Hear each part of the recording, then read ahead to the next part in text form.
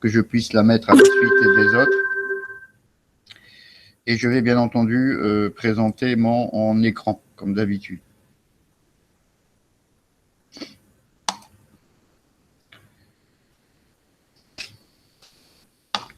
Donc, on va bien entendu aujourd'hui poursuivre sur ce chapitre 5. Et il me semble vous l'avoir déjà envoyé. Est-ce que c'est le cas ou pas?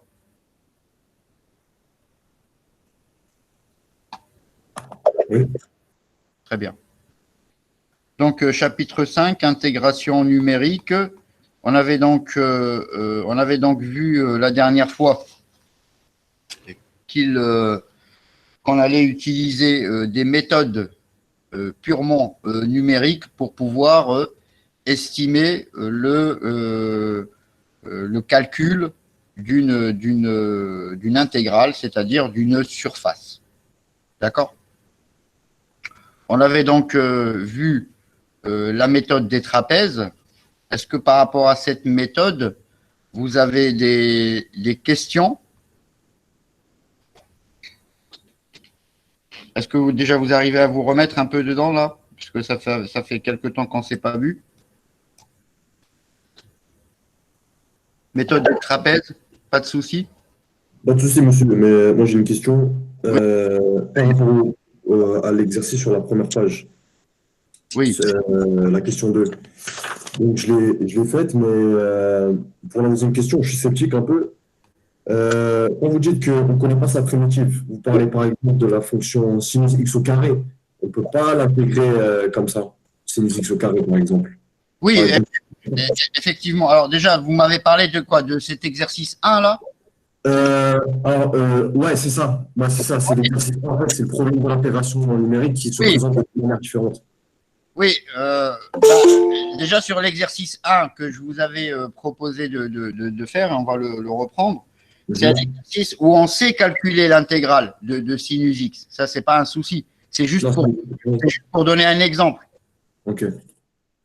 Et effectivement, l'idée, c'est de pouvoir évaluer des intégrales lorsqu'on ne peut pas calculer leur primitive.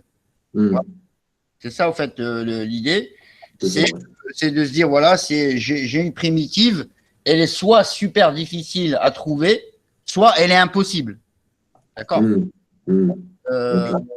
Si par exemple, je vous demande de me trouver, imaginons que par exemple, je vous demande, alors je vais prendre comme d'habitude mon petit tableau Paint. Voilà. Imaginons que je vous demande de me calculer l'intégrale de 0 à 2 de l'exponentielle de moins x carré d de x. D'accord? Ben là, vous allez avoir un petit peu de mal. Là, vous allez avoir du mal à calculer cette intégrale-là, parce que la seule chose que l'on connaît sur cette intégrale, c'est quand on l'intègre de moins l'infini à plus l'infini, e de moins x carré, ça donne racine carrée de pi. Voilà. Là, qu'on connaît sur cette intégrale-là. Donc, du coup, ce type d'intégrale-là, vous, en tant qu'ingénieur, vous avez besoin de connaître sa valeur, mais vous n'arrivez pas à calculer cette primitive. Donc, qu'est-ce que vous faites? Vous dites, bon, ben, très bien, qu'est-ce que je vais faire? Ben, je vais représenter cette fonction e de moins x2, qui est en réalité pas très complexe à représenter, puisque ça représente typiquement une gaussienne. D'accord? Voilà. Et donc, vous allez vous intéresser à l'intégrale de 0 à 2. Voilà. Si on imagine que 2, c'est ici. Hop. Donc, vous allez faire une intégration numérique pour avoir une estimation de cette intégrale-là, entre 0 et 2. En utilisant tout simplement la méthode des trapèzes, par exemple. Ok, ça j'ai compris. Mais par exemple, une fonction comme ça, monsieur, ou comme sinus x au carré, par exemple, comme vous l'avez mentionné une fois, on ne peut pas les intégrer grâce au développement en série entière, par exemple. Alors, justement, il y avait, je ne sais plus quel étudiant m'avait fait cette proposition-là. Alors effectivement, on va se dire, voilà, ben, on n'a qu'à le développer sous forme d'une série. Ce qu'il faut bien comprendre, c'est que le développement, lui, il est valable autour d'un point. Ah ouais. D'accord? Hmm. C'est pareil. Quand je prends une fonction et que je fais un développement limité de cette fonction, c'est toujours au voisinage d'un point. Au voisinage de 0, dans ce cas-là, on peut faire. Ouais, mais le problème, c'est qu'ici, je l'intègre de 0 à 2. Ah ouais, ouais, ouais, ouais. Ouais, on peut pas, on peut pas. Voilà. À la limite, on va se dire, ben, si je l'intègre de 0 sur 0 plus epsilon, Hmm. dans ce cas-là, mon calcul, il est peut-être pas trop mauvais, puisque de 0 à epsilon, je vais remplacer ça par une série. Ou pas un polynôme. Et là, effectivement, ça pourrait le faire. Mais ce n'est pas réaliste, puisque ce n'est pas ce qui nous intéresse. Ce qui nous intéresse, c'est de calculer la surface qui, elle, généralement, s'étend au-delà de 0 plus epsilon. Voilà. Ok. Alors, donc, je reviens au cours. Et on avait donc vu donc, la méthode des trapèzes, qui en soi n'est pas très compliquée, puisque il s'agit de partir d'un intervalle de travail, de le découper en petits intervalles de base H et de considérer en fin de compte chacun de ces trapèzes et de sommer sur la somme et de sommer l'ensemble des trapèzes pour avoir une estimation de notre intégrale, de notre surface. Donc, voilà pour la méthode des trapèzes. Et je me souviens, parce que j'ai revu la dernière séquence de la vidéo que j'avais fait avec vous au cours dernier, on s'était arrêté à une autre méthode qui s'appelle, elle, la méthode de Simpson. D'accord? Donc, je ne sais pas si parmi vous, il y en a qui regardent les Simpsons le samedi soir. Ça n'a aucun rapport. Hein. C'est la méthode de Simpson. C'est une méthode qui s'avère être plus précise que la méthode des trapèzes, parce qu'en fait, comme je vous l'avais expliqué la dernière fois, c'est qu'au lieu d'avoir un trapèze, alors je vais le faire ici, je vais reprendre cette partie-là, c'est importante, voilà, c'est qu'au lieu de considérer un trapèze, comme pour la méthode des trapèzes, ben, en fait, ce qu'on va faire, c'est qu'on va partir toujours de nos deux points d'appui qui sont ici, mais on va aussi prendre en compte le point milieu. Voilà. Et en prenant en compte le point milieu, qu'est-ce qu'on va faire? Ben, on va faire passer une courbe par ces trois points, ce qui revient donc à avoir un polynôme de degré 2. Et on va donc intégrer, hein, si vous vous souvenez bien, sur le dernier cours, on était resté là, et on va intégrer ce polynôme pour, en fin de compte, avoir la surface qui est en dessous du polynôme qui passe par ces trois points. D'accord? Et là où on en était resté, c'est que, voilà, quand on va faire ce calcul intégral, on va se retrouver avec cette formule-ci, où on a donc le pas H divisé par 3, que multiplie f de x0 plus 4 fois l'ordonnée du point milieu plus l'ordonnée du point extrême. Et je vous avais dit qu'effectivement, on pouvait tout à fait le démontrer. Il suffirait tout simplement de calculer le polynôme de degré 2 qui passe par ces trois points et d'intégrer ce polynôme entre x indice 0 et x indice 1. C'est un calcul qui en soi est relativement simple, même s'il se complique un petit peu, parce qu'au moment où vous allez intégrer ce polynôme de degré 2, vous allez vous retrouver à devoir faire le différentiel d'un polynôme de quel degré quand vous avez résolu l'intégrale. 3, monsieur. Voilà, exactement. Vous allez vous retrouver avec un polynôme de degré 3. Et là, ça se complique un petit peu, mais moyennant quelques petits calculs, on arrive toujours à s'en sortir. Alors, l'idée, au fait, ici, c'est quoi? C'est de se dire, Mais est-ce qu'en fin de compte, on peut être capable aussi de calculer ce polynôme en utilisant le calcul symbolique sous MATLAB? Je ne sais pas si vous vous souvenez, je vous avais à un moment donné, je vous avais un petit peu parlé du calcul symbolique sous MATLAB. Est-ce que vous vous souvenez ou pas? C'est avec Sims. Exactement. Donc, en fait, j'ai repris un petit peu ce calcul. Et ce calcul-là, vous pouvez d'ailleurs, pour celles et ceux qui ont, vous pouvez même le faire tout de suite, pour celles et ceux qui sont devant MATLAB, ben vous pouvez en fait reprendre le calcul que je vais vous présenter là maintenant, et on va tomber en fin de compte sur cette fameuse formule de Simpson. Alors, comment est-ce qu'on va faire pour MATLAB? Vous pouvez le faire de différentes façons. L'idée, c'est d'utiliser le calcul symbolique. Donc, sous MATLAB, on se dit, voilà, j'ai donc un point A, j'ai un point B,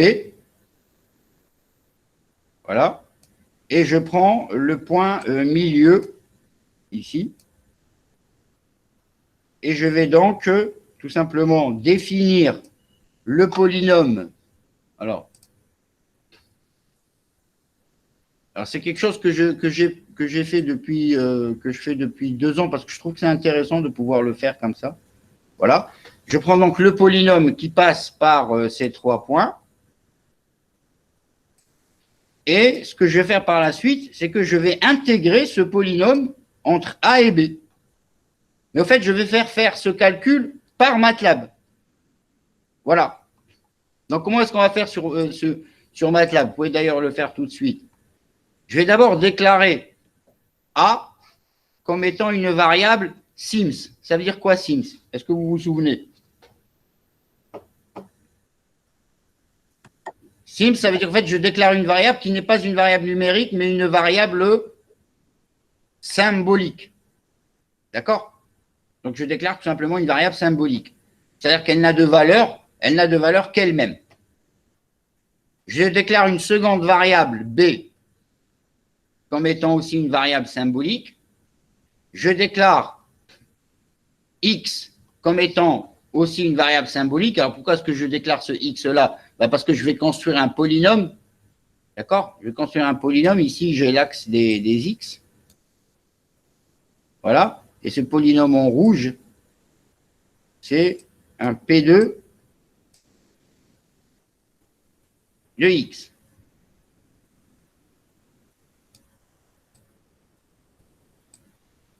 Voilà. Donc, je vais définir les ordonnées du point d'abscisse A, que je vais appeler YA. Je vais définir l'ordonnée du point d'abscisse B, que j'appelle YB. Je vais bien entendu définir le point milieu, C, comme étant égal à A plus B divisé par 2. Donc, vous voyez que C, c'est une variable symbolique. Pourquoi? Parce qu'elle est la somme de 2 variables symboliques que j'ai divisées par 2. Donc, en fait, je fais du calcul avec des variables symboliques. Et bien sûr, à ce C-là, je lui attribue aussi son ordonnée YC. D'accord? Donc, qu'est-ce que je fais par la suite? Je vais construire tout simplement le polynôme P2, d'accord? Exactement comme on l'a construit lorsqu'on était sur le chapitre 4 avec les polynômes de Lagrange. D'accord? Donc, je vais construire P2 comme étant égal à quoi? Je vais déjà construire le premier polynôme de Lagrange, qui est donc B moins X que multiplie A plus B sur 2 moins X, c'est-à-dire le point C, X moins B, et le tout divisé par A moins C par A moins B multiplié par YA. Donc, souvenez-vous, ça, c'est le premier polynôme de Lagrange, qui est donc aussi de degré 2, auquel je vais rajouter quoi? Je vais rajouter le deuxième polynôme de Lagrange ici. Donc, x moins a que multiplie x moins b divisé par c moins a multiplié par c moins b, le tout multiplié par yc.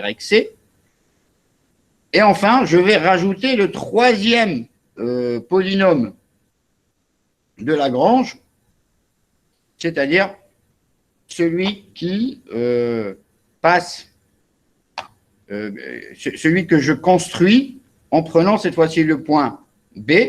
Donc, vous allez avoir x moins a que multiplie x moins c, le tout divisé par b moins a que multiplie b moins c, le tout multiplié par yb. Donc, voilà en fin de compte la totalité de mon polynôme P2 de x.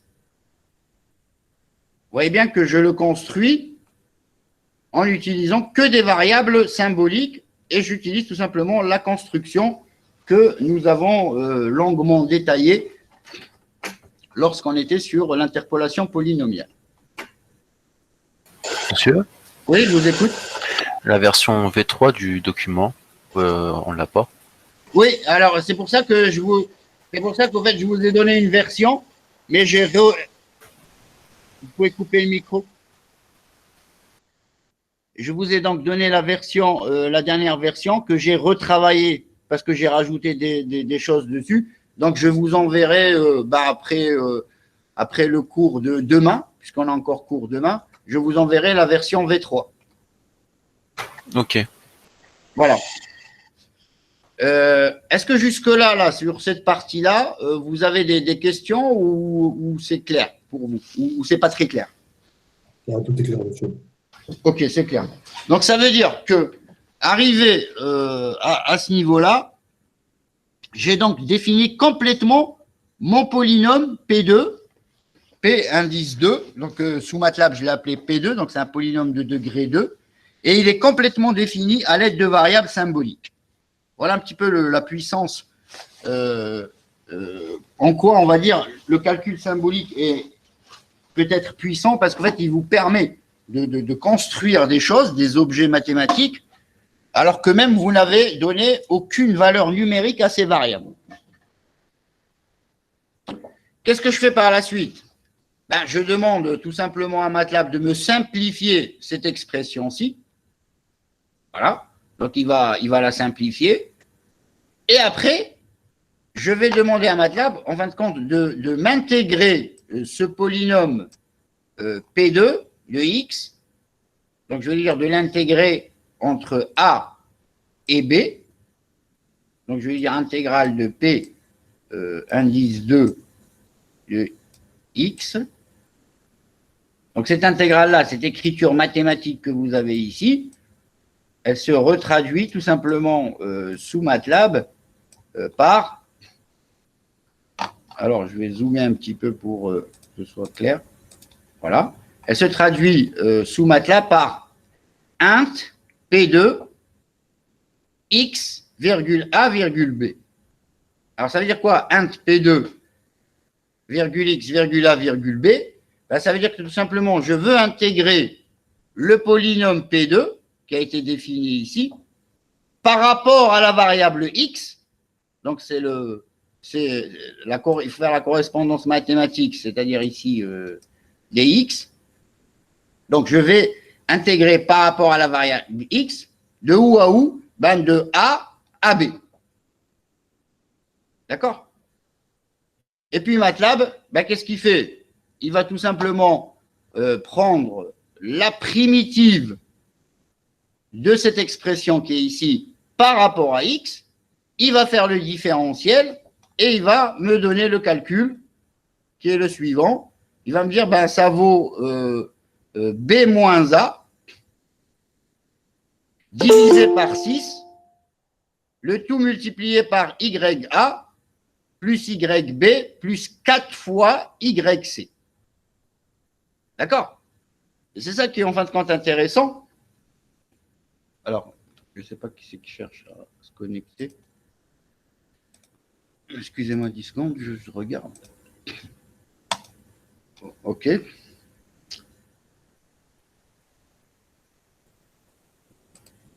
Et donc, ce que je disais, c'est que ce qu'il y a d'intéressant, c'est de voir qu'en fin de compte, cette formule que nous avons pour la méthode de Simpson, ben, on peut tout à fait l'obtenir en faisant du calcul symbolique avec MATLAB.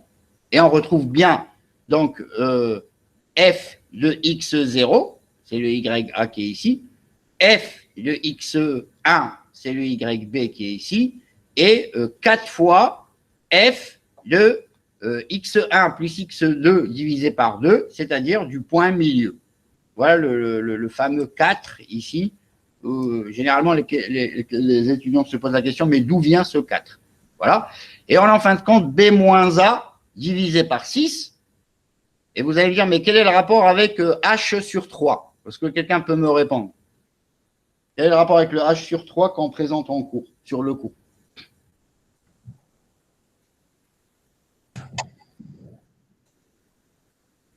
Ah, je n'ai pas compris la question, monsieur. J'ai dit, voilà ce qu'on obtient avec MATLAB. On obtient B-A divisé par 6, alors que dans le cours, la méthode de Simpson que je vous ai présentée, quand on regarde sa formule, ben sa formule, c'est, on va se remettre. Ah, je crois, ouais. Ouais, bien sûr. Mais il doit y avoir un demi qui se trimballe quelque part là. Voilà, alors que dans le cours, ici, j'ai du H sur 3. Donc, il y a un demi qui doit se trimballer quelque part, je pense. C'est tout à Ça a fait été simplifié par 2. Exactement, puisqu'au fait, ici, on a donc B-A, d'accord? Donc B-A. Ici, j'ai H divisé par 3. Or, ici, H, c'est quoi? C'est B-A divisé par 2. Donc B-A divisé par 2, ensuite divisé par 3. Donc, ça nous redonne bien, on tombe bien sur nos pieds et on retrouve bien la formule de la méthode de Simpson qu'on obtient donc avec un calcul symbolique. Voilà. Donc, cette histoire de calcul symbolique, bon, c'est pas, je veux dire, c'est pas non plus une découverte en mathématiques. C'est tout simplement de montrer que avec du calcul symbolique, on peut démontrer des formules, chose qui nous aurait pris beaucoup de temps. D'ailleurs, je vous invite à le faire, hein, si vous avez, si vous êtes curieux de le faire, vous pouvez le faire. Faites-le à la main et vous verrez que ça va vous prendre au moins 2 pages de calcul avant d'aboutir à cette formule-là. Voilà. Donc voilà pour la méthode de Simpson. Je tenais à faire un petit point là-dessus. Donc, si maintenant on revient dessus. Donc maintenant je reprends le début du. Je reviens sur le cours.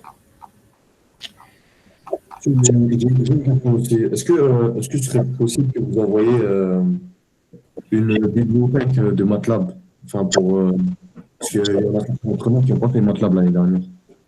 Qu'est-ce que vous voulez que je vous envoie? Je n'ai pas compris. En gros, une bibliothèque de syntaxe et de sémentation pour MATLAB. Honnêtement, pour ça, vous n'avez vraiment pas besoin de moi, puisque le net vous fournira tous les documents possibles pour vous initier à MATLAB et pour vous initier au langage de MATLAB. Voilà.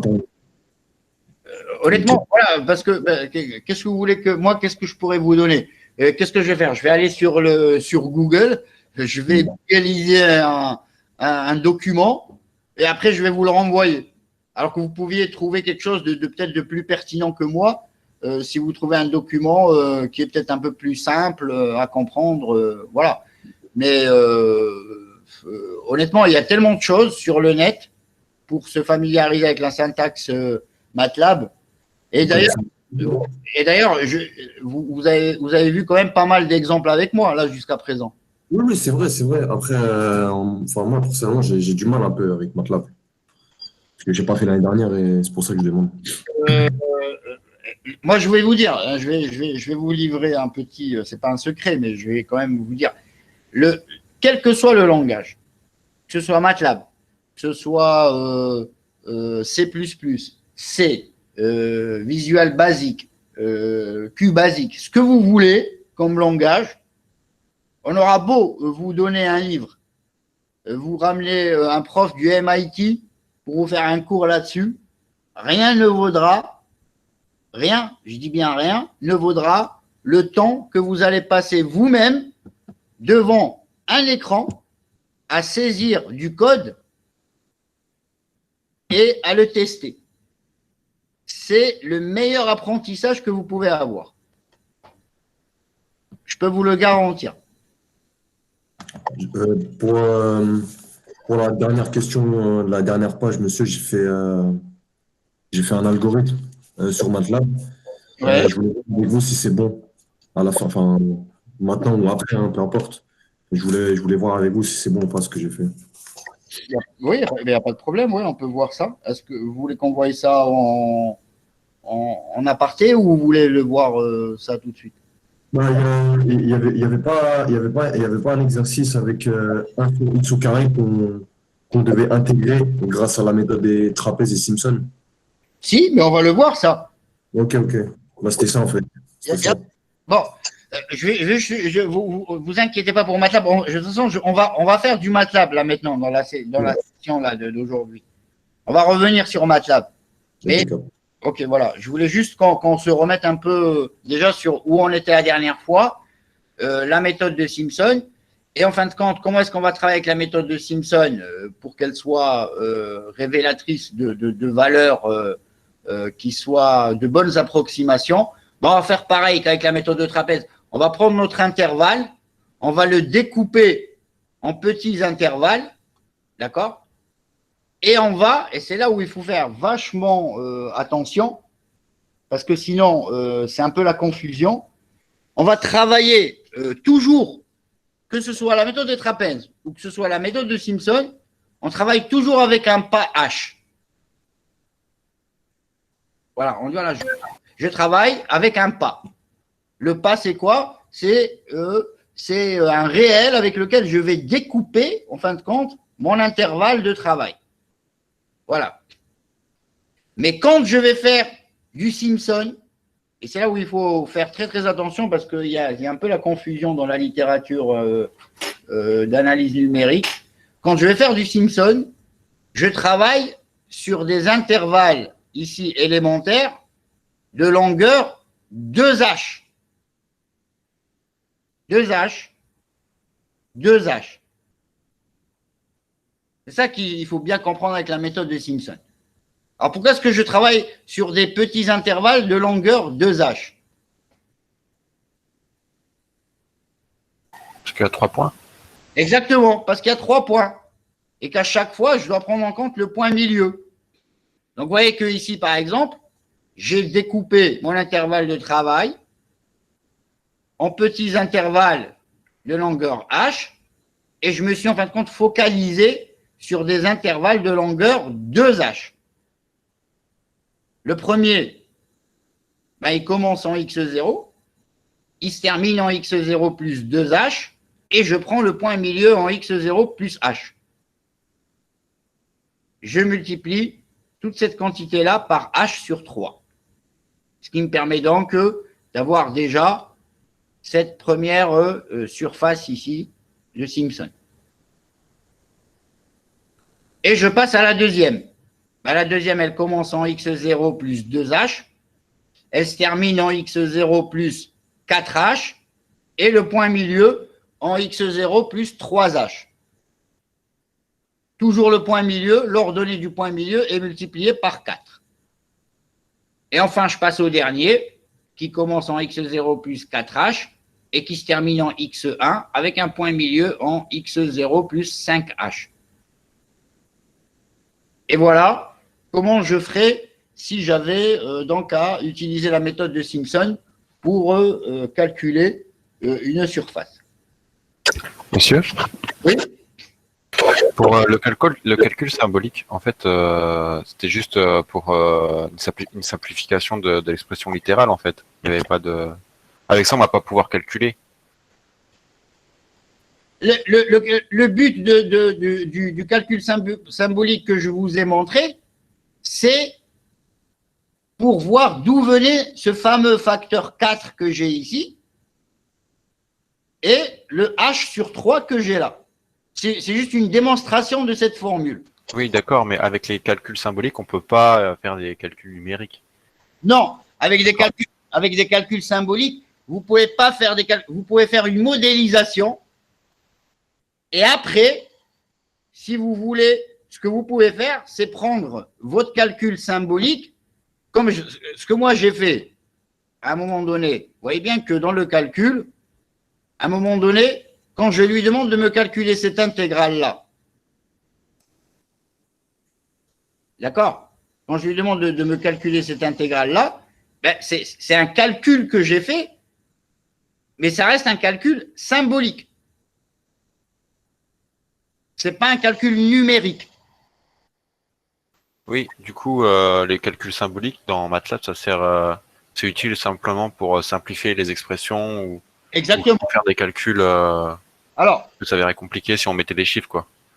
tout à fait. Alors, effectivement, ça permet de. Alors, bon, on va le voir tout de suite si vous voulez. Hein, on va voir ça tout de suite. Ça permet, d'une part, de simplifier les expressions symboliques, mais on peut aussi, autant le faire maintenant, on peut aussi utiliser le calcul symbolique pour basculer dans le calcul numérique.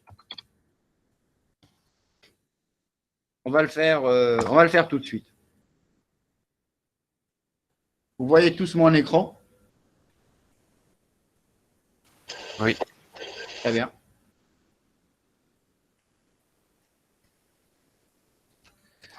Alors, je vais me reconnecter en espérant avoir toujours un compte valide, camepmi.com.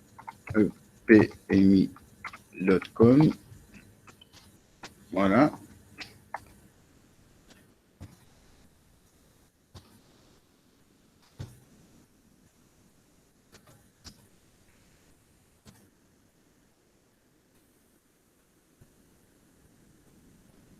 Voilà, donc pour l'instant, MATLAB sont sympas. C'est la troisième fois qu'ils me renouvellent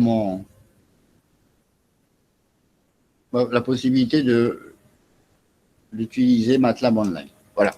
Donc, alors, imaginons que par exemple, imaginons que vous deviez calculer, imaginons que je dois calculer sinus x entre 0 et pi. Voilà. Donc, sinus x, sinus x entre 0 et pi. Donc là, en fait, ce que je vais faire, je vais faire un petit mélange de calcul symbolique et de calcul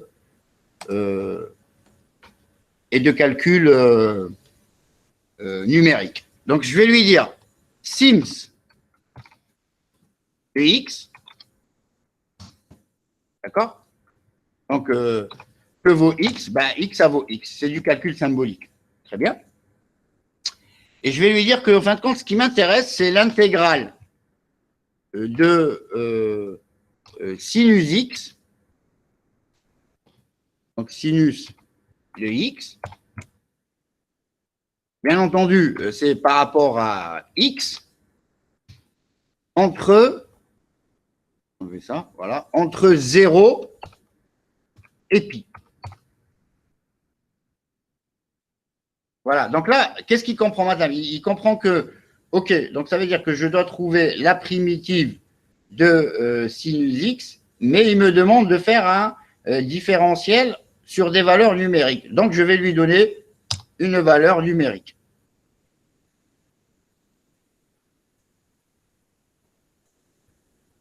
Si je lui avais dit entre A et B, là, de deux choses l'une, ou bien quoi? Je vous laisse deviner. Là, si je lui avais demandé de me faire ça entre A et B. Ça va marcher, monsieur, il faut mettre Sims A et Sims B.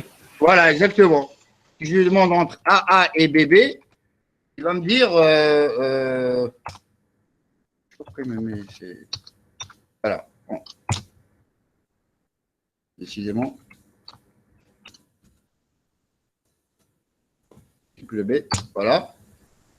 L'autre, il me dit, bah, moi, c'est variable, je ne sais pas ce que c'est. À moins, alors, lui, ce qu'il va vérifier, c'est que, à moins que AA, si on lui avait dit que AA, c'était égal à 0, là, OK, il va se dire, OK, très bien, donc il va réévaluer l'expression avec AA, mais là, il dit, je ne sais pas ce que c'est que BBB. Alors, je peux lui dire, soit BBB est une variable numérique, et dans ce cas-là, elle doit avoir une valeur, soit c'est une variable symbolique. Donc, je vais lui dire que c'est un Sims triple B. Voilà.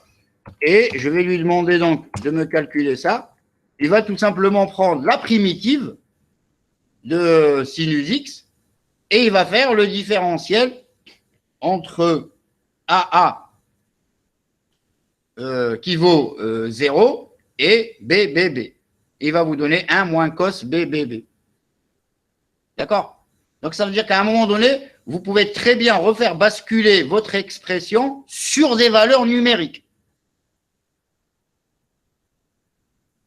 Je ne sais pas si j'ai été clair. C'est bon ou pas? C'est bon, c'est très clair, merci. Ok, très bien. Alors, donc on revient donc à notre méthode de Simpson. Et ce qu'il faut donc retenir, voilà, j'ai la méthode des trapèzes qu'on avait vue la dernière fois, et j'ai une deuxième méthode qui s'avère être elle plus efficace. C'est la méthode de Simpson. Voilà. Donc, ce qu'on pourrait faire, et je crois qu'on ne l'avait pas, je ne sais plus si on l'avait fait ou pas. Est-ce qu'on avait fait ce premier exercice, celui-ci? Intégrale de 0 à pi sur 2 avec la méthode des trapèzes. On l'avait fait ou pas?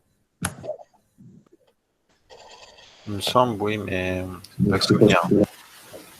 Alors, je vous propose qu'on reprenne ce premier exercice et qu'on le traite, 1, avec la méthode des trapèzes, 2, avec la méthode de Simpson. Voilà. Et qu'on compare, en fin de compte, les résultats qu'on a obtenus avec la méthode des trapèzes et la méthode de Simpson par rapport aux résultats qu'on aurait obtenus si on avait fait un calcul analytique. Voilà, donc je vous propose de vous exercer là-dessus, là, tout de suite. C'est relativement simple. On a un sinus entre 0 et pi sur 2, et on nous dit qu'on va travailler avec un pas de combien quand vous regardez l'exercice? On a un pas de combien?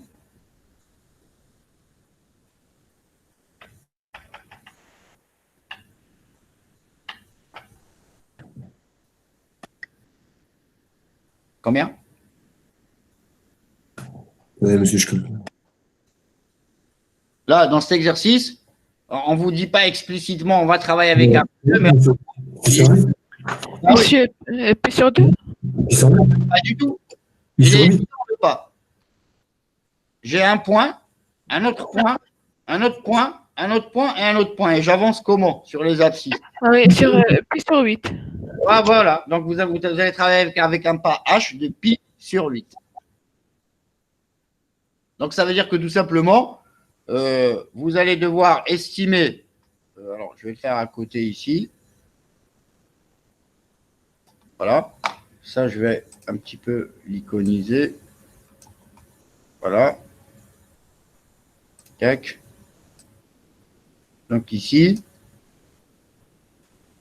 ce que vous allez faire, c'est très simple. Vous allez, dans un premier temps, définir déjà le graphique de votre fonction. Donc, on vous dit qu'on s'intéresse à l'intégrale de cette fonction de 0 à pi sur 2. Très bien. Donc, pi sur 2 ici. Voilà.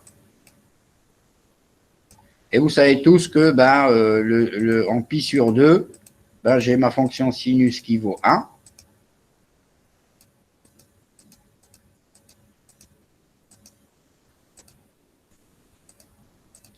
Voilà, 1. Et donc, ma fonction, elle part de 0, et puis hop, elle rejoint, voilà, le 1 ici. Donc, on travaille avec quoi? On travaille avec un pas de pi sur 8. Donc, ça veut dire que ici, j'ai pi sur 4. Voilà. Ici, j'ai pi sur 8.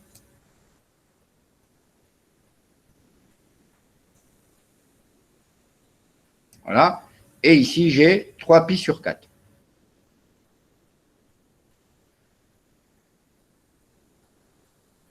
Donc pi sur 8, pi sur 4. Et là, alors pi sur 8. Pi sur 8, pi sur 8,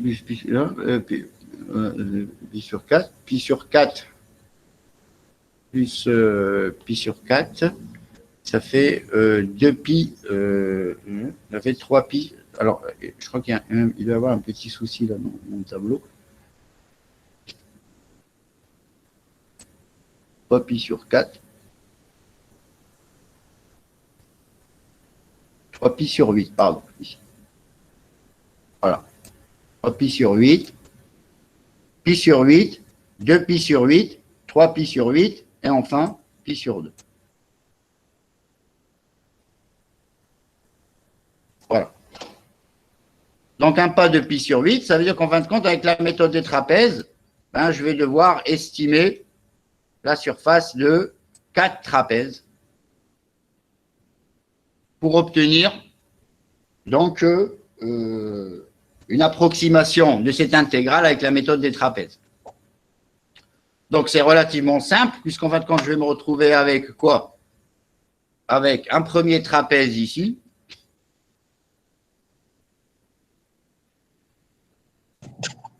C'est Un deuxième trapèze, un troisième et un quatrième.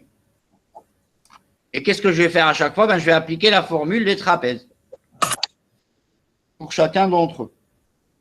Donc, si on regarde, c'est relativement simple. J'ai donc un pas de pi sur 8. Je vais donc avoir avec la méthode des trapèzes à chaque fois le pas qui est divisé par 2. Donc, je me retrouve avec pi sur 16. F de 0 plus F de pi sur 8 plus pi sur 16. F de pi sur 8 pi sur 4 plus pi sur 16 jusqu'au dernier trapèze. Et en fin de compte, je vais trouver I de t égale à 0,9871. Ça, c'est pour la méthode des trapèzes. Imaginons que maintenant, vous voulez le faire avec la méthode de Simpson. de calculer le polynôme d'interpolation. Non. Il faut diviser l'intervalle sur 2. Non. Si je veux maintenant appliquer ça avec l'intervalle, qu'est-ce qu'on a dit? Avec la méthode, que ce soit la méthode des trapèzes ou la méthode de Simpson, le pas, lui, il ne change pas. C'est juste qu'avec la méthode de Simpson, je travaille avec des intervalles de quelle longueur? Bah, pi sur 16, du coup. Oui. Non. Avec, bah, pi sur 4. Exactement. Puisque je vais avoir à chaque fois, avec la méthode de Simpson, je vais à chaque fois considérer un point milieu. Donc, ça veut dire que je vais prendre ça comme premier intervalle. Et ensuite, je vais prendre celui-ci comme deuxième intervalle. Et je vais donc avoir, pour le premier intervalle, un point milieu en pi sur 8, et pour le deuxième, un point milieu en 3 pi sur 8. Et je vais bien entendu toujours travailler avec le même pas, c'est-à-dire mon pas pi sur 8, qui lui, avec la méthode de Simpson, sera divisé par 3 et non pas par 2, comme avec la méthode des trapèzes. Ce qui fait donc, quand on regarde ce que ça nous donne, avec la méthode de Simpson, je vais me retrouver avec, alors, on va le faire, pardon. Voilà.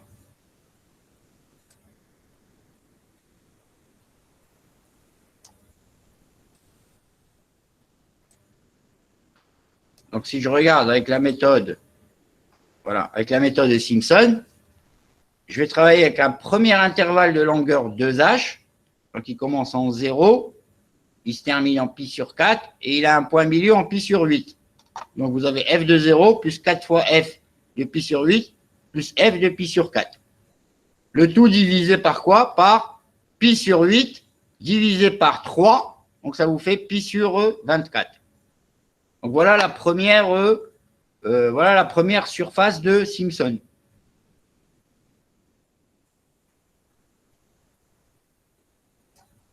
Et il va falloir que je rajoute la deuxième. La deuxième, elle est tout simplement là. La deuxième surface de Simpson, c'est celle-là. Et cette deuxième surface de Simpson, ben, elle commence en pi sur 4, elle se termine en pi sur 2, avec un point milieu, ici, en 3 pi sur 8. Ce qui nous fait donc pi sur 24, f de pi sur 4 plus 4 f de 3 pi sur 8 plus f de pi sur 2. Donc, quand vous faites ce calcul-là, IS, ben, vous vous retrouvez avec 1,0001. Et bien entendu, vous savez tous calculer l'intégrale de 0 à pi sur 2 de sinus x d de x, qui elle vaut 1. Et vous voyez bien que ben, vous vous retrouvez avec une estimation par la méthode de Simpson qui est plus proche de 1 qu'avec la méthode des trapèzes. Voilà un peu voilà un petit peu l'exercice. Si on l'avait fait, on va dire, à la main. Mais si on l'avait fait avec MATLAB, cet exercice-là, ben on va bien entendu utiliser tout simplement. Alors, donc maintenant, on revient sur MATLAB. Donc, si on l'avait utilisé avec MATLAB, elle est passée où ma fenêtre MATLAB? Alors, je vais retrouver ma fenêtre MATLAB. Voilà. Donc, si on avait fait maintenant cet exercice-là avec MATLAB, ben, on va travailler tout simplement avec deux fonctions. Une première fonction qui implémente tout simplement la méthode des trapèzes, et une deuxième fonction qui, elle, implémente la méthode de Simpson. D'accord? Alors maintenant, ce qui est important ici, c'est de voir un peu est-ce que ce code-là, MATLAB, vous arrivez à le comprendre. C'est ça qui est important. Oui. En gros, à chaque itération, on ajoute train. On ajoute le train à chaque itération. Oui. Voilà. Donc, vous voyez bien qu'au départ, quand on construit cette fonction-là, ben, on la construit en lui communiquant tout simplement 3 arguments: le point de départ, le point d'arrivée et le pas H avec lequel on va travailler. Mais monsieur, j'ai une question. Normalement, le Y, là, Oui. on ne va pas le multiplier par H sur 2 aussi, le Y? Pas du tout. Puisque ce que l'on fait ici, à chaque itération de la boucle, on calcule la surface d'un trapèze élémentaire. Et on le rajoute au précédent. Mais en fait, le train, c'est une partie de la formule, en fait, monsieur, si j'ai bien compris. Le tra, voilà. C'est Le tra que vous avez ici, il correspond à quoi? Donc, si je regarde, si je fais un schéma, là, je vais faire un schéma. F de A plus F de B, en fait. Il correspond, voilà, si je prends ici n'importe quelle fonction, Entre A et B. voilà, entre A et B. Il correspond à F de A plus F de B. Non, Ah non. F de A plus F de A plus H. exactement. Et je travaille avec un pas H. Ah, ouais. D'accord? Parce que moi, j'ai fait un algorithme, il était différent, c'est pour ça. Donc, en fin de compte, le tra que vous avez ici correspond à une surface élémentaire de trapèze qui est située entre quoi et quoi? Entre un point et son voisin distant de H. Vous voyez bien que c'est fonc de X plus fonc de X plus H. Ouais, Voilà. c'est ça. Voilà, donc ça, c'est en fin de compte, ici, vous avez à chaque fois une distance H. Et le Voilà, maintenant, est-ce que tout le monde a compris Moi, j'ai compris. comment on a construit la boucle là? For x égale à A par pas de H jusqu'à B moins H. Pourquoi jusqu'à B moins H? Parce que si on fait jusqu'à B, monsieur, ça va faire B plus H. Parce que là, on a X plus H en fait. On aura B plus H alors que ça n'existe pas. Effectivement, là, vous avez tout à fait raison. Alors, je vais donc déborder, je vais sortir. C'est pour ça que le X, là, je le fais aller jusqu'à B moins H. B moins H plus B moins H plus H, donc B, jusqu'au dernier. Voilà, jusqu'au dernier point. Et en fin de compte, le trait que vous avez ici, ben, comme je vous l'ai dit, correspond à tout simplement une surface élémentaire de trapèze. Voilà, donc je calcule la première, je la sauvegarde, je calcule la deuxième, je la rajoute à la première, je sauvegarde, je calcule la troisième, je la rajoute aux deux premières, etc., etc. Et puis après, à la fin, je donne mon résultat. Donc, ça veut dire que si maintenant je prends la fonction ici, fonc, voilà, je prends cette fonction-là et je dis qu'au fait, cette fonction-là, ben, c'est un sinus x. Voilà, un sinus x. Donc, je la sauvegarde et je vais donc faire l'exercice avec MATLAB, c'est-à-dire que je vais tout simplement calculer intégrale tra, comme ça. Qu'est-ce que je vais donner ici comme argument si je voulais faire l'exercice? 0, Oui, puis sur 2, oui, et puis sur 8. exactement. Pi sur 2 et ici, pi sur 8. Voilà. Et donc, je vais obtenir 0,9871.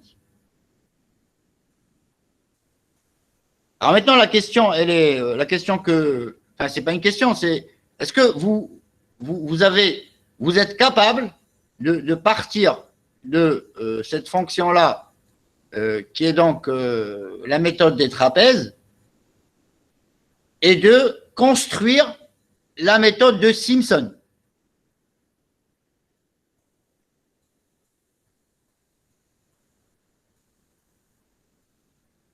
Oui, bah, là, on remplace la formule par. Déjà, on remplace le H sur 2 par H sur 3. Et Oui. on met quoi déjà? On met fonc de x plus 4 fois fonc. Je sais plus. Voilà. Donc, comment est-ce qu'on pourrait. Qu'est-ce qui va se passer? Ben, il va se passer. On remplace juste le train, en fait. Ouais, mais il y a pas que ça. Effectivement, on va remplacer le trait qui est ici. On va avoir ici du h sur 3, fonc de x, plus fonc de x plus. Il y a un 4, il y a un 4. Il va y avoir et il va falloir rajouter un fonc de x plus quoi? Plus 2 fois h. Plus 2 fois h. Voilà. Donc ça implique qu'il va falloir changer quelque chose dans la boucle. Monsieur, il faut mettre un point après le 4 ou pas? Pas du tout. Non.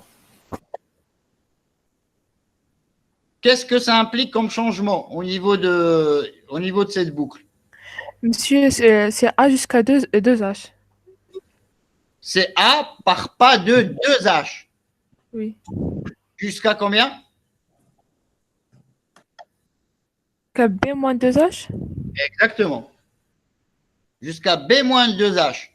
Parce que quand je vais prendre B moins 2H, je vais prendre le point milieu en B moins H et l'autre point extrême en B. Donc, si on regarde maintenant, si on regarde la formule de la méthode de Simpson, ici, voilà, on va donc avoir quoi? On va avoir h sur 3, fonc de x, plus fonc de x plus 4 fois fonc de x plus h, plus fonc de x plus 2h. D'accord? Avec x ici qui va partir de A jusqu'à B moins 2h par pas de 2h.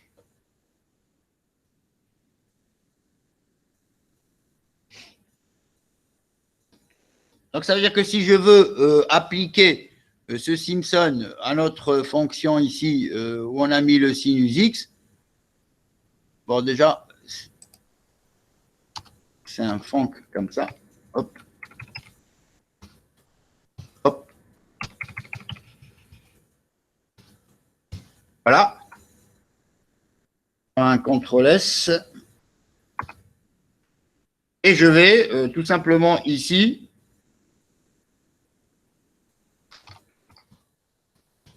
lancer ma fonction, l'exécuter, Simpson. Ben, pour l'exercice, on va partir pareil, de 0 jusqu'à pi sur 2, avec toujours, on a dit, on travaille avec le même pas, pi sur 8. Et on obtient bien entendu 1,0001. Alors qu'avec la méthode des trapèzes, on avait obtenu 0,9871. Est-ce que vous avez des questions sur ce code? Est-ce qu'il y a des choses qui ne sont pas claires? Non, pas du tout non plus.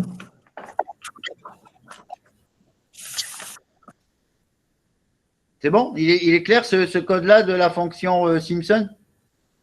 Oui. Ok. Bon.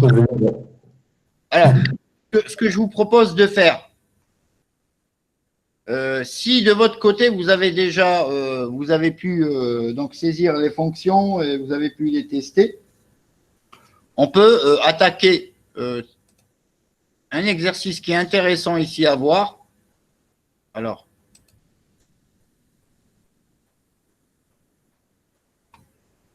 et dont vous n'avez bien entendu pas le corrigé complet, c'est cet exercice-ci qui est exercice d'intégration numérique et fonction MATLAB. On considère donc une intégrale I de x, qui est en fin de compte l'intégrale de 1 à x de 1 sur t dt, avec x appartenant à 1 plus l'infini. Et on s'intéresse donc à une approximation de cette intégrale-là par la méthode des trapèzes. Cette fois-ci, donc, on revient à la méthode des trapèzes, qu'on appelle donc G indice T de x. Donc, soit G indice T de x, une approximation de I de x par la méthode des trapèzes, avec un pas égal à 1 sur x. D'accord? Donc là, on vous demande tout simplement de calculer G indice T de 2 et G indice T de 4. Donc G indice T de 2 et G indice T de 4. Par la suite, on sollicite un peu votre le côté un petit peu analytique, aussi un peu intuitif. Que peut-on dire de la limite lorsque x tend vers plus l'infini de G indice T de x? Et après, on vous demande de vous servir de la fonction intra pour écrire la fonction MATLAB qui calcule gt de x, quel que soit x. Voilà. Est-ce que vous vous sentez capable de faire ce petit exercice-là tout de suite? Oui. Alors, allez-y.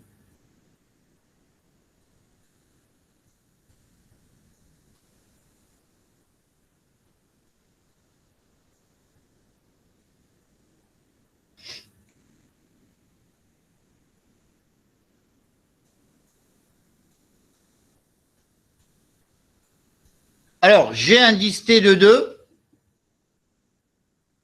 ça veut dire que je vais devoir trouver une approximation de l'intégrale de 1 à combien? Jusqu'à combien? Jusqu'à 2, voilà, de 1 sur T dt, avec un pas de combien?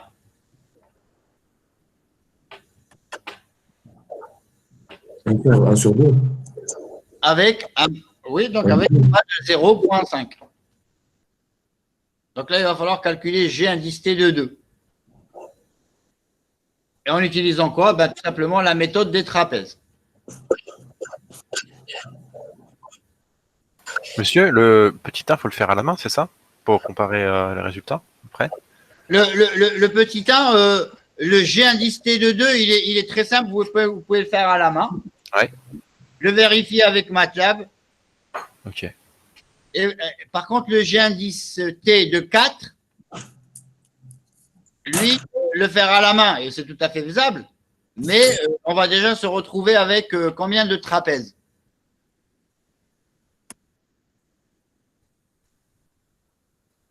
Deux, monsieur. Ah non. Bah, ça part par un demi. Ah non, le G indice T de 4, je ne vais pas travailler avec un pas de 1,5. Je parle du 2, moi, monsieur. Ah oui, le 2, oui, pas de problème. Le 2, de 1 à 2, effectivement, vous allez vous retrouver avec 2 trapèzes. Du coup, pour celui-là, on a 6. Non. On a 16. On a combien? 16. 16. Pourquoi 16? Non, Ah, c'est un quart. Ben, parce que vous allez partir de 1 jusqu'à 4. Ouais. Avec un pas de combien? Un quart. ouais. De Ouais, 0. Un pas de 1 sur 4. 12, monsieur, 12. Avec un pas de 0,25. On en a 12 des trapèzes, monsieur. 12. Voilà, exactement. Vous allez en avoir 12. Pourquoi 12? Parce que vous allez faire 4 moins 1. Ça vous donne toute la longueur. Ça va vous donner 3. 3 divisé par 0,25. Ça va vous donner 12 trapèzes. Vous êtes d'accord ou pas? Donc, ça veut dire que déjà, le deuxième ici, celui-là, ça va être très rapide à la main. Celui-là, ça va être un peu plus lent. Là, ça va être un peu plus lent.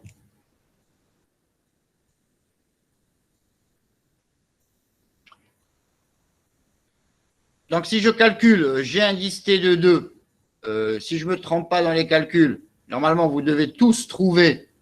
Donc, si je regarde, vous devez normalement tous trouver 0,7083. Oui, moi j'ai ça. Et à la main, j'ai à peu près ça, mais enfin j'ai fait que la calculette, mais j'ai à peu près ça, quoi. Voilà. Et sur le deuxième, G indice T de 4, donc c'est qui correspond donc à l'intégrale de 1 à 4 de 1 sur T dt avec un pas de 0,25. Voilà, vous allez vous retrouver avec 12 trapèzes. Et vous devez normalement tous trouver 1,3911. Ouais, c'est bon, j'ai ça aussi. Voilà. Donc ça veut dire que au niveau de votre MATLAB ici, la seule chose qu'il va falloir changer, on ne touche pas à la méthode. Elle, on n'y touche pas. Juste la fonction. Exactement. On va juste changer ici la fonction. Et donc cette fonction-là, ça sera plus sinus x. Donc celui-ci, on va le commenter et ça sera ici 1 sur x. On va faire bien sûr un CTRL S. Voilà. Et au niveau des exécutions, ça va être très simple, puisqu'il suffirait ici de partir de 0 à 2, de 1 à 2, pardon, de 1 à 2 avec un pas de 0,5 pour le premier, et pour le deuxième, de 1 à 4 avec un pas de 0,25.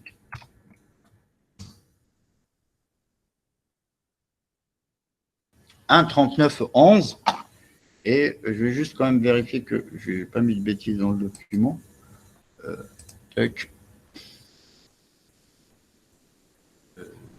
Là. C'était ça. Voilà, c'est bon. 1,39, voilà, 1,3911. Voilà. Donc, voilà un peu pour le calcul.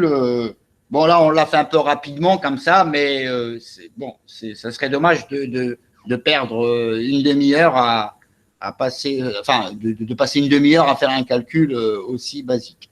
L'idée, c'est d'abord de comprendre que plus le nombre que je calcule est élevé, plus, qu'est-ce que je peux dire du pas, lui, Le pas est petit. et plus le pas est petit. Exactement. Alors, sur la base de cette constatation, est-ce que vous pouvez répondre à la question 2? Monsieur,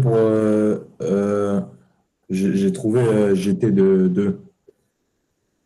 OK, vous avez trouvé le bon résultat? J'espère. J'ai trouvé 17 sur 24, qui est environ égal à 0,71. OK, très bien. Vous l'avez fait comment? À la main? À la main, à la main, à la main. OK, très bien. Bah, de toute façon, les résultats, je vous les ai, je vous les donnerai, enfin, pour que vous puissiez après comparer. C'est bon, monsieur, ou Pardon? c'est bon le résultat que j'ai eu? Pour, Bah, vous devez trouver 0,7083. c'est ça que j'ai trouvé. OK, bon, c'est impeccable. 0,71. Par contre, le G indice T de 4, lui, si vous ne le faites pas avec MATLAB, ça va vous prendre du temps. Ouais, enfin, c'est une somme, quoi. Oui, c'est une somme, bien sûr. Mais il n'empêche que ça va vous prendre du temps. Ok. OK. Alors, voyons maintenant un peu qu'est-ce que vous comprenez de la question 2. Voilà. Que peut-on dire de la limite lorsque x tend vers plus l'infini de g indice t de x?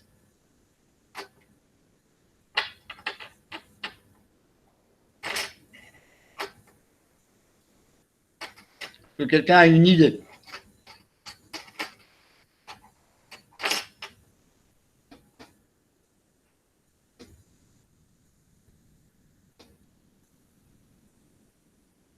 Excusez-moi, monsieur, Oui? Question. bien suivi. Le GT de 2, c'est un coup en faisant I de 2, c'est ça?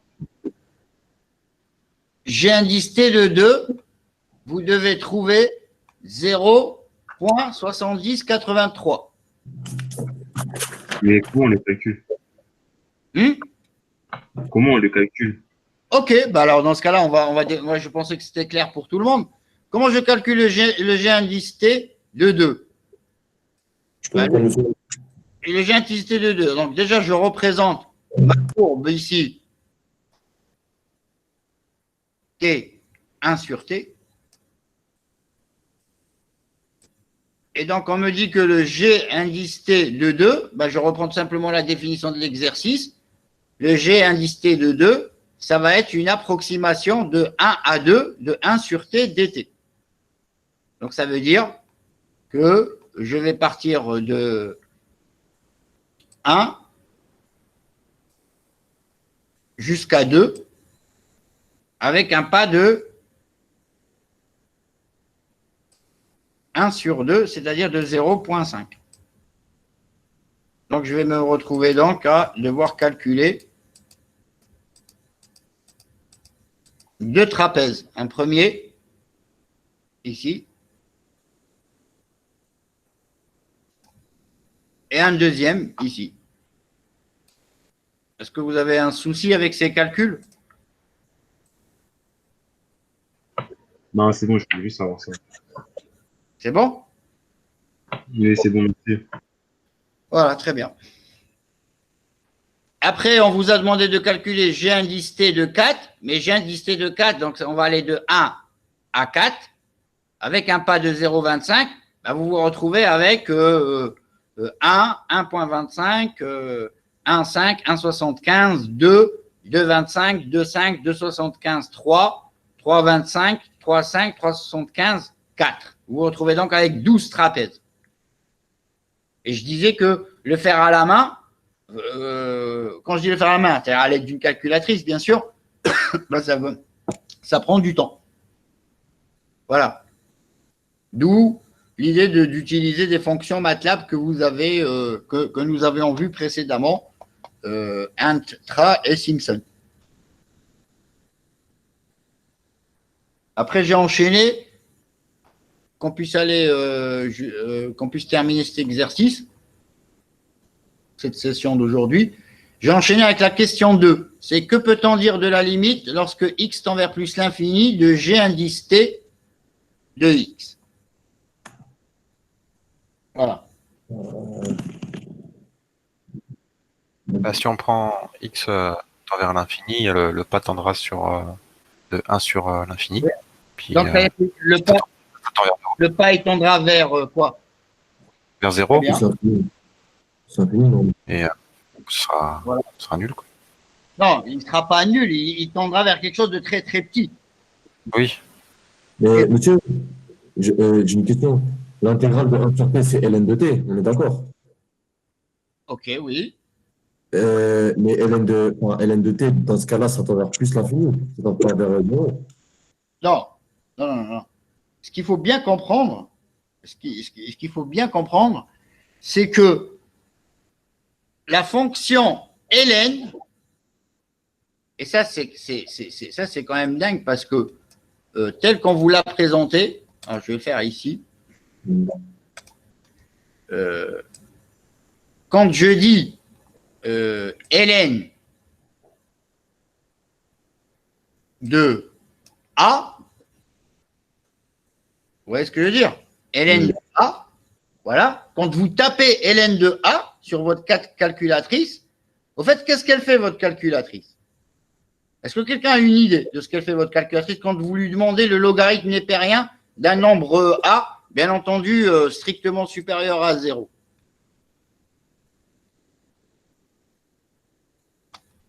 Je sais pas. Vous ne savez pas. Ben, en fait, ce qu'elle fait, votre calculatrice, elle calcule une intégrale de 1 à A. On suppose que A est supérieur à 1, mais s'il est inférieur à 1, ben vous aurez un ln qui sera négatif. Donc, elle calcule l'intégrale de 1 à A d'une fonction que je peux appeler 1 sur U, d de U, ou 1 sur T, d de T, peu importe le nom de cette variable. Voilà en fait ce que fait votre calculatrice. Ça veut dire que le logarithme népérien, c'est en réalité une fonction qu'on appelle une fonction définie par une intégrale.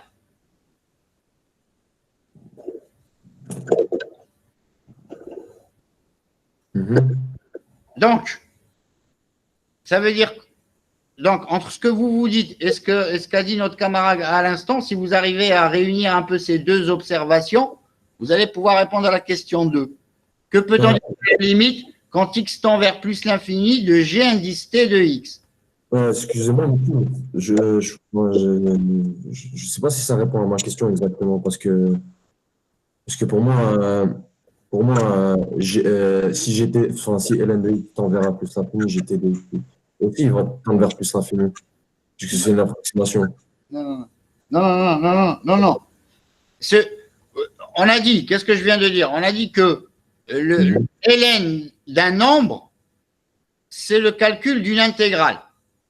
Oui. D'accord?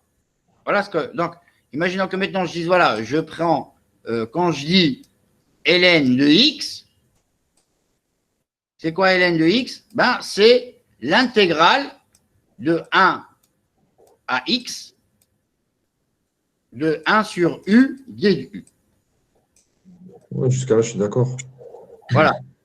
Donc, ça veut dire que ici, quand je regarde l'expression de cette intégrale que j'ai là, ce i de x, ce n'est rien d'autre qu'en fin de compte qu'un ln de x. Ça, c'est un ln de x. Oui, je suis d'accord. Voilà. Ça, c'est ln de x. Et c'est quoi la différence entre ln de x et gt de x, justement? Et gt de x. Alors, et ce gt de x, c'est une approximation de cette intégrale. Alors que le ln de x, c'est une valeur très précise de cette intégrale. Ça, je sais. Ça, je sais, ouais. Voilà. Donc, quand x, lui, tend vers plus l'infini, notre camarade, qu'est-ce qu'il a? Il a observé comme quoi si x tend vers plus l'infini, ça veut dire que je vais travailler avec un pas qui va être très très petit. Ouais. Ça veut dire que je vais intégrer cette fonction-là, 1 sur t, avec un pas très très petit. Donc ça veut dire que je vais, voilà, ça veut dire que je vais avoir ma fonction ici 1 sur t, et comme je travaille avec un pas très très petit, donc ça veut dire que je vais avoir une infinité de trapèzes. Ouais. Et donc ça veut dire que si j'ai une infinité de trapèzes, ça veut dire que mon calcul, il va être À l'infini. il va être grossier ou il va être précis? Ouais, il Elle va va être être grossier, hein. précis. Il va être précis, voilà.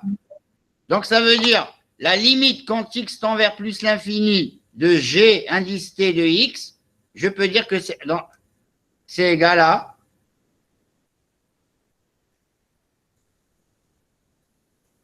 Il y a 1 sur x, 1 sur 2x.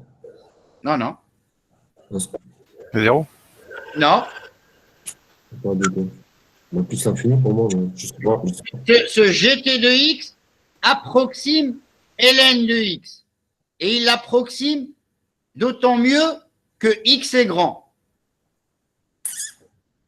Donc la limite quand x tend vers plus l'infini de g indice t de x, c'est égal à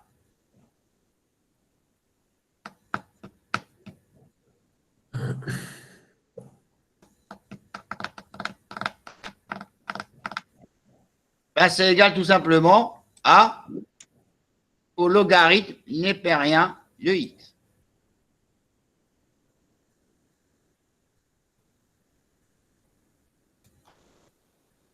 Tout le monde comprend pourquoi? Moi, je comprends pas, hein, monsieur. Parce que le logarithme népérien de x, c'est le calcul exact de cette intégrale.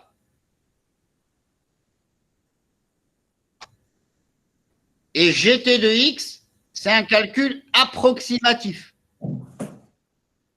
Mais ce gt de x, il est de plus en plus précis quand x est grand. Pourquoi? Parce que quand x est grand, ça veut dire qu'en fait, je vais calculer une surface avec des bandes très très fines. Ouais, on aura un pas beaucoup plus faible. Voilà, exactement. Donc ça veut dire qu'en fait, je vais être très très très très précis. C'est pas comme si je travaillais Ça sera plus approximatif et du coup, on approchera de la valeur exacte, quoi. Enfin, on approchera pas à la valeur exacte, en fait. Exactement, on se rapprochera de la valeur exacte. Tout à fait. OK? Alors c'est pour ça que maintenant, le temps qui nous reste, on va le consacrer au reste de cet exercice-là. Et on va donc, imaginons que maintenant vous devez, voilà, je vais revenir ici, on vous dit voilà, de vous servir de la fonction intra ABH, écrire la fonction MATLAB qui calcule GT de X, quel que soit X. Comment je vais faire? Donc, ça veut dire que je vais repartir là sur MATLAB. Je vais donc prendre, voilà, GT de X, donc cette fonction-là de l'exercice GT de X. Comment je vais la calculer avec MATLAB? C'est pas compliqué, puisqu'en fin de compte, je vais tout simplement appeler la fonction intra avec comme argument, je vais lui donner 1, x et 1 sur x. Et voilà, c'est comme ça que je vais donc calculer gt de x. D'ailleurs, c'est tel que je l'ai fait tout à l'heure, c'est comme ça que j'ai calculé gt de 2 et gt de 4. OK?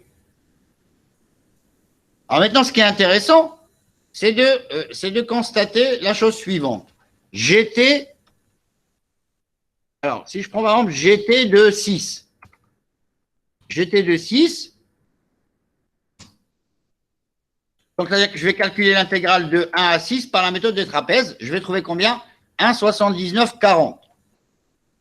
On va même prendre à la limite, on va rester comme ça. Allez, voilà. 1,7940. Et si je veux, alors maintenant, tapez-vous dans votre calculatrice ou avec MATLAB, le logarithme népérien de 6. Combien vous obtenez? 1,79, 17. Ok, donc si je fais ici log, 79, 18, on peut arrondir, quoi. voilà, log de 6, 1,79, 18. D'accord? Donc ça veut dire que si je prends maintenant le log de 20, donc si je prends le log de 20, combien je vais trouver? 2,9957. Et si je prends le GT de 20, voilà. Si je prends GT de 20, je vais trouver 2,9959. Donc, qu'est-ce que vous constatez? Plus le nombre est élevé, plus les deux fonctions se rapprochent l'une de l'autre. Si je prends par exemple GT de 120, j'ai 4,7875. Et si je prends le log, vous pouvez le faire de votre côté, si vous prenez le log de 120, 4,7875. Donc, ça veut dire que quand x tend vers l'infini, c'est-à-dire quand x devient de plus en plus grand, c'est ça ce qu'il faut comprendre. Quand je dis x tend vers l'infini, il ne faut pas comprendre ça comme l'infini en termes de milliards de milliards. C'est-à-dire quand ça tend vers des valeurs élevées, ben vous avez donc cette fonction gt qui se rapproche de la fonction logarithme népérien. D'accord? Alors, par la suite, on vous dit définir les commandes. Bon, c'est plus une fonction. Définir une commande MATLAB qui permet de visualiser la convergence de la question 2. C'est en fait de montrer comment est-ce qu'on peut montrer géométriquement qu'en fin de compte, la fonction gt de x se rapproche de la fonction ln de x. D'accord? Donc, qu'est-ce qu'on va faire pour ça? On va tout simplement définir une fonction ici que j'ai appelée APRO-ln. Voilà. Donc, APRO-ln, c'est quoi? C'est en réalité l'utilisation de ma fonction gt sur plusieurs points. Donc, ici, j'ai APRO-ln de x. Ensuite, j'ai une boucle for i égale à 1 par pas de 1 jusqu'au dernier indice de x, je calcule les ordonnées y de i égale gt de xi. D'accord? Donc, ça veut dire quoi? Ça veut dire que si je prends par exemple x, imaginons que je prenne x. X, je le prends de 1 par pas de 0, 1 jusqu'à 5. Voilà, on ne va pas prendre grand-chose pour bien montrer les choses. 5, voilà, donc ça veut dire que j'ai 41 valeurs. Je vais récupérer, si je fais APRO ln de x, voilà, APRO ln de x, je vais récupérer 41 approximations de mon logarithme népérien. Donc, ça veut dire que si je fais un plot x virgule log de x, que je fais une deuxième courbe avec x et APRO ln de x, d'accord? Si je trace ce graphe-là, qu'est-ce que je devrais observer?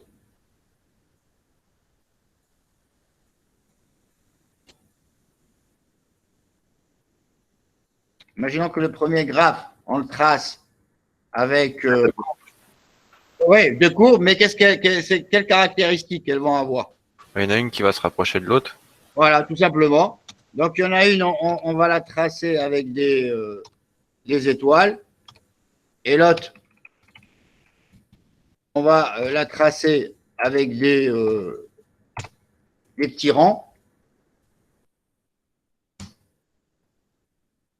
Et donc, on va bien entendu, de cette façon-là, constater la convergence dont on a parlé. Vous voyez que au début, voilà, ça c'est mon approximation, alors qu'ici c'est le logarithme népérien. Ici c'est mon approximation, alors qu'ici c'est le logarithme népérien. Vous voyez qu'au fur et à mesure qu'on avance, hop, ben, j'ai mon approximation qui devient de plus en plus proche du logarithme népérien. D'accord? Ça veut dire qu'en fait, si je prends un x qui va cette fois-ci jusqu'à allez, on va prendre juste 20 pour bien visualiser les choses, voilà, et que je trace mes deux courbes, vous voyez que, hop, ça y est, ici, ben, elles se confondent complètement. Alors, on peut les tracer autrement, on peut dire que celle-là, on va la tracer en rouge, et puis celle-là, on va la tracer en bleu. Voilà. En bleu. Je ne sais pas pourquoi il fait le malin à m'introduire des trucs comme ça. Voilà. Tac. Vous voyez que ici, bah, au départ, il y a une différence entre Hélène et son approximation par la méthode des trapèzes, mais au fur et à mesure, au fur et à mesure que j'avance, que mes x sont de plus en plus élevés, ben j'ai les deux courbes ici qui se confondent entre elles. D'accord? Donc ça veut dire quoi? Ça veut dire que quand vous calculez un logarithme népérien, le logarithme népérien, et si vous revenez un peu à vos souvenirs quand on vous l'avait présenté, le logarithme népérien de x, ln de x, sa seule expression est une expression intégrale. Quand je dis ln de quelque chose, c'est-à-dire que je calcule l'intégrale de 1 à ce quelque chose. Et l'intégrale de quoi? Ben d'une fonction 1 sur u, ou 1 sur t, ou 1 sur p, ou 1 sur s, appelez-la comme vous voulez.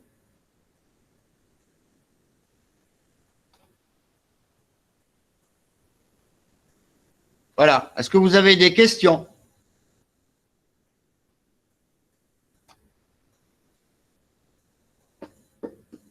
Oh, c'est clair pour moi, monsieur.